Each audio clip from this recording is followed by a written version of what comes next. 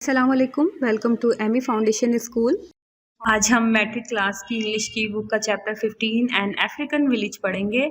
N African village means एक अफ्रीकी गांव। आफ्टर एशिया, एशिया के बाद Africa is the largest continent. Africa सबसे बड़ा बर आज़म है and it consist of more than 35 independent countries और ये तकरीबन 35 से ज्यादा आजाद मुमलिकत पर मुश्तमिल है। Its northern parts have had relations with Europe and Asia for many centuries. कई सदियों से इसके शुमाली इलाकों का ताल्लुक यूरोप और एशिया से रहा है, but very little was known, लेकिन बहुत कम लोग जानते हैं अबाउट अदर पार्ट्स, इसके दूसरे हिस्सों के बारे में, till the middle of the 19th century, 19वीं सदी के वस्त तक। नो वंडर, ये कोई ताज्जुब की बात नहीं, it was called the dark continent once, के इसे कभी तारीख बर आज़म भी कहा जाता था। The village life anywhere in the world is closely associated with agriculture. दुनिया में हर जगह गांव की ज्यादातर जिंदगी का ताल्लुक ज़राअत से होता है। सो इस अ विलेज इन नाइजीरिया, और यही सूरत हाल नाइजीरिया के गांव की, which is mainly an agricultural country, जो बुनियादी तौर पर एक ज़राई मुल्क है। Nigeria is the largest country of West Africa. Nigeria West Africa का एक बहुत बड़ा मुल्क है and is the most thickly populated of all the African countries, और तमाम अफ्रीकी ममालिक में सबसे ज्यादा आबादी वाला मुल्क है। मोस्ट ऑफ इट्स इनहेबिटेंट्स, इसके ज्यादातर रहने वाले आर फार्मर्स, किसान हैं, हु लिव इन विलेजेस, जो देहातों में रहते हैं। A great part of Nigeria, Nigeria का एक बहुत बड़ा हिस्सा इस कवर्ड ढका हुआ है विद अ डेंस फॉरेस्ट, घने जंगलात से, विच थिन्स, जो पतले हो जाते हैं, आउट इनटू बुश, झाड़ियों की सूरत में, इन द नॉर्थ, शुमाल की तरफ। The Bush consist of scattered trees, ये तमाम जो झाड़ियां हैं ये मुश्तमिल होती हैं बिखरे हुए दरख्तों की सूरत में, with heavy undergrowth in the form of thick bushes and grass, और इसके नीचे बहुत सी घास फूस भी बहुत बड़ी तादाद में उगती है। फार्मर सेटलमेंट्स और villages are scattered in the bush where they cultivate the land. इन्हीं झाड़ियों में ये तमाम विलेजर्स जो हैं, ये तमाम जो फार्मर्स हैं, ये रहते हैं और वहीं पर अपनी जमीनों को काश्त करते हैं। These villages are different from our villages, इनके जो देहात होते हैं वो हमारे देहातों से बहुत मुख्तलिफ होते हैं। अ नाइजीरियन विलेज में consist of a dozen to about 3 dozen huts. एक जो नाइजीरियन गांव है उसमें 1 दर्जन से 3 दर्जन तक झोपड़ियां होती हैं। These huts are separated from one another, ये जो झोपड़ियां होती हैं ये एक दूसरे से बहुत दूर दूर होती हैं, by cultivated patches of land, क्योंकि इनके दरमियान में वो जमीनें मौजूद होती हैं जिनको काश्त किया जाता है। Since the huts are not situated close together, क्योंकि ये तमाम जो झोपड़ियां हैं ये करीब करीब नहीं हैं, there are no streets or lanes, इसीलिए इनके दरमियान गलियां या रास्ते नहीं बनाए गए। They are joined by bush paths, यहाँ पर घास फूस से बने कुछ रास्ते हैं, विच में lead to other villages in the same bush area, जो इसी तरह के दूसरे गांवों से इन तमाम गांवों को मिलाते हैं। फॉर्मली अ फार्मर्स हट वाज अ सिंगल रूम, बहुत पहले किसान की झोपड़ी सिर्फ एक कमरे पर मुश्तमिल होती थी। It was built very simply, इसे बहुत सादगी से तामीर किया जाता था। थिक ब्रांचेज ऑफ ट्रीज, दरख्तों की मोटी शाखें, स्टक इन द ग्राउंड, गाड़ दी जाती थी जमीन में, इन अ लार्ज सर्कल, एक बहुत बड़े दायरे की सूरत में। These branches were joint at the top, इन तमाम ब्रांचेस को ऊपर की तरफ से आपस में मिला दिया जाता, एंड बाउंड फर्मली टुगेदर, और बहुत मजबूती से इसे आपस में बांध दिया जाता। Thus a cone shaped room was made, और इसी तरह कौन शेप से मिलता जुलता एक कमरा तैयार हो जाता। The spaces between the branches, branches के दरमियान में मौजूद जगह को वर फिल्ड अप, भर दिया जाता था, विद स्ट्रॉज, झाड़ियों के जरिए, and the roof was also thatch, और छतों को भी बनाया जाता था with a thick layer of straw, झाड़ियों की एक मोटी तह के जरिए, ग्रास, जिसमें शामिल थी घास, रीड्स, बांस, और पाम लीव्स, यानी खजूर के पत्ते वगैरह। A narrow opening was left, एक बहुत तंग सा एरिया छोड़ दिया जाता था फॉर एंट्रेंस, दाखिले के लिए, on the side toward the sun, सूरज की तरफ। Now bigger and better huts are build, अब बहुत बड़ी और बेहतर हट्स तामीर की जाती हैं, and more modern building methods, जो कि जदीद बिल्डिंग मेथड्स के जरिए तैयार की जाती हैं, एंड मटेरियल्स आर यूज्ड, और मुख्तलिफ तरह का मटेरियल भी इसमें इस्तेमाल किया जाता है। अ फार्मर हाउस में नाउ हैव 2 और मोर रूम्स, अब एक किसान का घर 2 या 2 से ज्यादा कमरों पर मुश्तमिल होता है। It is build round a compound. ये एक सहन के गिर्द तामीर किया जाता है। Some of the rooms have 4 walls, उसमें से कुछ कमरों की 4 दीवारें होती हैं। With a door opening on the courtyard, जिसका दरवाजा सहन की तरफ खुलता है। while other have only 3 walls with a veranda, जबकि कुछ कमरों की दीवारें बरामदे में, while others have only 3 walls with a veranda, जबकि बाकी बरामदे के साथ 3 दीवारों पर मुश्तमिल होते हैं। The walls are made of wood, जो दीवारें हैं वो लकड़ी की बनाई जाती हैं। and are plastered with mud, और उस पर गारे का पलस्तर किया जाता है। The roof is still thatched, लेकिन अब भी जो उसकी छत है उसे बनाया जाता है विद ग्रास, घास से, रीड्स, बांस से, और पाम लीव्स, और साथ ही खजूर के पत्तों से। Some of the houses are circular in shape, कुछ घर जो होते हैं इनमें वो दायरे की सूरत में होते हैं। while others may be square और rectangular, जबकि कुछ जो हैं वो स्क्वायर या रेक्टेंगुलर शेप के भी होते हैं। The courtyard of the house is the center of all activity, जो इन घरों का सहन होता है वो तमाम तरह की सरगर्मियों का मरकज होता है। Women folk work and cook food, खवातीन घरेलू काम करती हैं और खाना बनाती हैं। And the children play there, और वहाँ बच्चे भी खेलते हैं। There is little furniture in these homes, इन घरों में बहुत थोड़ा सा फर्नीचर होता है। The people sleep on mats spread on mud plastered floor, मट्टी के बने फर्श पर मौजूद चटाइयों पर ये लोग सोते हैं। All household pots and pans are earthenware, इस्तेमाल होने वाले तमाम बर्तन वगैरह मट्टी से बने होते हैं। तो tin and aluminium utensils have also found their way into these homes, लेकिन अब एल्युमिनियम या फिर टिन से बने बर्तन भी यहाँ पर इस्तेमाल किए जाने लगे। Since electricity has know reach these remote villages, अभी तक यहाँ पर बिजली नहीं आई है इन गाँव में, इन दूर दराज के गाँव में।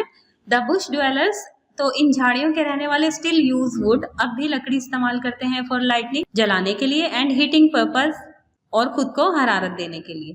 A large pile of would, लकड़ियों का एक बहुत बड़ा ढेर, इज लाइटेड, जला दिया जाता है, in the middle of the courtyard, सहन के बिल्कुल दरमियान में, विच गिव्स देम लाइट, जो उन्हें रोशनी देता है, and protect them from cold, और उन्हें बचाता है सर्दी से, मस्किटोज, मच्छरों से, एंड वाइल्ड बीस, और जंगली जानवरों से। Rain water is stored in large ponds, बहुत बड़े बड़े तालाबों की सूरत में बारिश का पानी जमा कर लिया जाता है ड्यूरिंग द रेनी सीजन, बारिश के मौसम के दौरान, and is used for drinking, जिसे इस्तेमाल किया जाता है पीने के लिए, as well as for other needs, और इसी तरह दूसरी जरूरियात में भी इसी पानी को इस्तेमाल किया जाता है।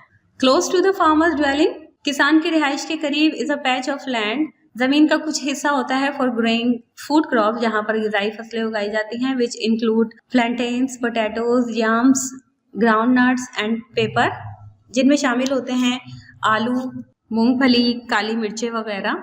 Usually women look after the food crop, ज़्यादातर खवातीन इन ग़िज़ाई फसलों की देखभाल करते हैं।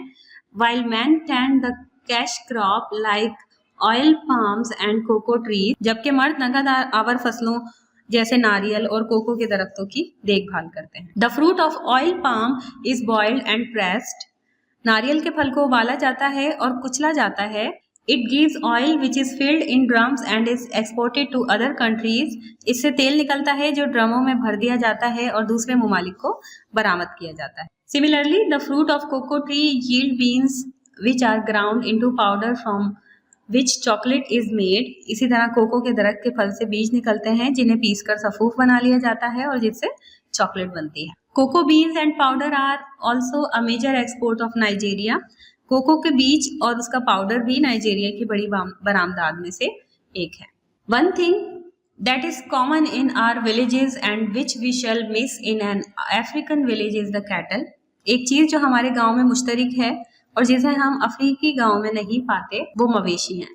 In many parts of Africa, farmers cannot rear cattle on account of a kind of fly whose sting kills the cattle and causes sleeping sickness among human beings. Africa के मुताबिक हिस्सों में किसान मवेशी नहीं पाल सकते क्योंकि यहाँ एक किस्म की मक्खी है जिसके काटने से मवेशी मर जाते हैं और जो इंसानों में सोने की बीमारी का सबब बनती है। In the absence of cattle, मवेशियों की अदम मौजूदगी की वजह से the farmer has to plough the field with his hands.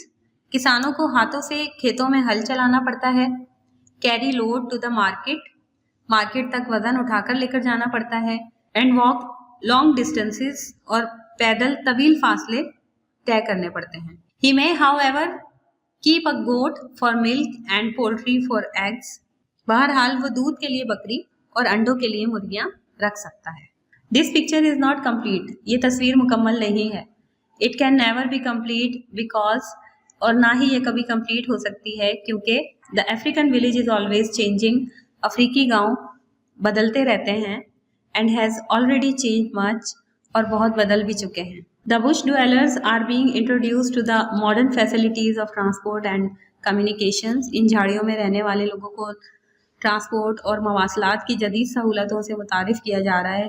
Once their small villages are linked by road with towns and cities, एक बार जब उनके छोटे गांव सड़कों के जरिए मुख्तलिफ कस्बों और शहरों से मिला दिए जाएंगे, they will soon see buses and cars, electricity and tube-wells, radios and televisions, schools and hospitals coming to their villages. फिर वो जल्द ही बसों, गाड़ियों, बिजली, ट्यूबवेल, रेडियो, टेलीविजन, स्कूल और अस्पताल को अपने गांव में देख लेंगे।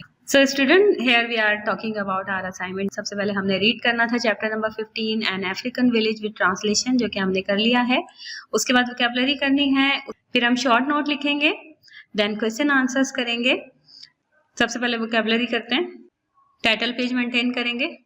First word is beast, carnivorous animals, दरिंदे, यूटेंसिल्स, किचन वेयर्स, बर्तन, अर्थवेयर, पोट्री, मिट्टी के बर्तन, इनहेबिटेंट, ड्वेलर्स, मकीन, बाशिंदे, पैच, अ पीस, टुकड़ा, स्टिक, टू अफिक्स, चिपकना, thatch, a roof of straw, घास फूस की बनी छत, rectangular, a quadrilateral, mat, cover, चटाई, फैसिलिटीज, प्रिविलेजेस, सहूलियात। अब हम शॉर्ट नोट करेंगे। शॉर्ट नोट आपके स्क्रीन पर आपको नजर आ रहा है। इसके अलावा आप अपने नोट्स से भी हेल्प ले सकते हैं। एमी फाउंडेशन स्कूल के नोट्स से ये तमाम मटेरियल लिया गया है। क्वेश्चन आंसर्स की तरफ देखिएगा please. First question is where is Nigeria, what sort of a country is it, how many independent countries are there in Africa, what was it called first. Question number 2, what is the bush area made up of, why was continent Africa called dark continent once. Question number 3, where do most Nigerians live? What is the roof of a farmer's hut made of? Question number 4, what do the Nigerians do in their courtyard? Question number 5, what type of hut do the farmers in Nigeria build these days? Question number 6, how do the Nigerians protect themselves? Question number 7, describe the types of hut a farmer built in the past. Question number 8, describe the settlements of a Nigerian village, or how is a Nigerian village different from a Pakistani village. Question number 9, what are the chief export of Nigeria, how are they obtained. Question number 10, why do the bush dwellers use wood for lighting and heating purpose? What are the cash crops of Nigeria and who tends them? Next question देखिएगा, what are the food crops of Nigeria and who tends them? Next देखिएगा, what is the roof of a farmer's hut made of? Next one is, what is made from cocoa beans and yield from palm trees? Next question देखिएगा, describe the hut in an African village. Why can farmers not rear cattle in many parts of Africa? How is the life of Nigerian farmer different from Pakistani farmer?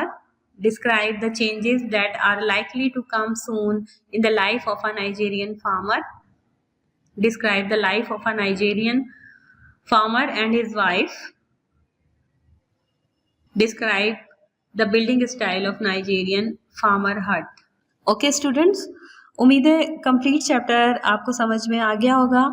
अपनी notebooks को maintain कीजिएगा, अपना बहुत ख्याल रखिएगा। Next video में आपसे दोबारा मुलाकात होगी। अल्लाह हाफिज़।